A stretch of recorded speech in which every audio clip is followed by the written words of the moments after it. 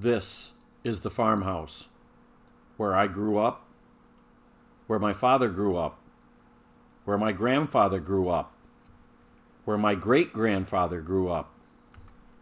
The main house was built in 1860. We got electricity in 1943 with the Rural Electrification Act.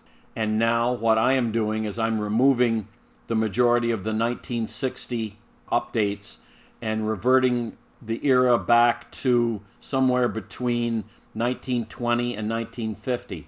I'm going to show you each room in the order that I did them years ago.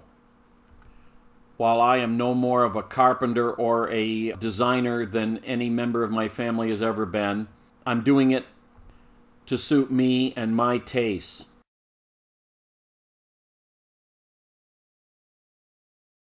With the cloakroom finished, now we have to fill it. In this image here, you can see that there is a chest that has been in the family forever, and I am painting it, the house mud, and then the black pieces you see in the foreground, that is the base trim. And I picked a black that looked like it was 100 years old. It wasn't a pure black, had a little blue in it. But anyway, the thing about the chest is it's made from one board. It was probably made by my family way back when, that if you, on the inside, you can follow the grain all the way around, so it was one wide board. So that is the reason why the cloakroom was the width it was, because we needed to put that chest in, because we needed a place to set down, take shoes and boots off, or to put them on.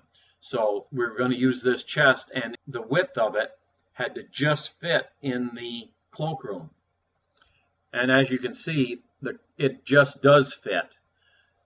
The top had a new cover put on it, and the base is installed, and you can see the mud on it.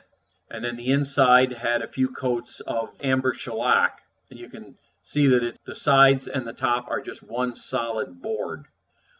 Now, we actually got the lock to work by taking the lock out and going to a Madison Bouteville antique show in New York and finding somebody with a bunch of skeleton keys. And I sat down on the ground and took all these skeleton keys and tried every single one until I found one that would fit and work the lock. And with the top down on the chest, you can see that it makes a very nice place to sit down and put your shoes on or take them off. And then directly above the chest, I decided to build a charging station to charge our various electronic components and the Ryorbi tools that we've used and the pass load tools. Instead of having chargers here, there, and everywhere, we decided to put them all together. And this is the shell that you see here that we were going to house the charging station. And now we've got the yellow paint on the outside of the box, and you can see the wide strip is cut out of the slanted top. That is for an Eliminator E107 power strip that is generally used for lighting for an event. So the charging box was mounted on the wall, as you can see here, and we've got the Ryorbi charger on top. We've got a rechargeable battery box there, the black one, and then over on the far right is the pass load charger, and then the other cables go to other various electronic things. Now, the way that E107 strip works is you got the lighted rocker switches, and on the back side of it you've got a plug. So you plug your wall warts into the back, and then when you flip the switch, it turns the wall wart on, and then you have control of the charger, and you don't have phantom power by leaving them plugged in all the time. And with the front tip down, you can see where the wires plug into the back of the unit. And we ended up putting a lot of stuff into the compartment there, spare batteries and whatever. And with our label keyboard, we labeled all the switches as to what they are, and then put a station number on, and then took that corresponding number and put it on the various wires so that we know what fits what.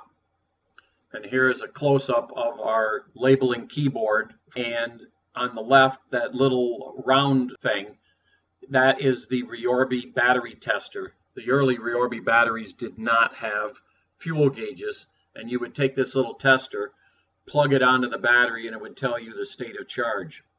And then turning 180 degrees around, as you would walk out into the kitchen, we made a little thing that mounts on the wall so I could slip my wallet in there, designed just to hold the wallet, and then under it is 3 hooks to hold keys so that we're not going to lose keys. And that is how we filled our cloakroom.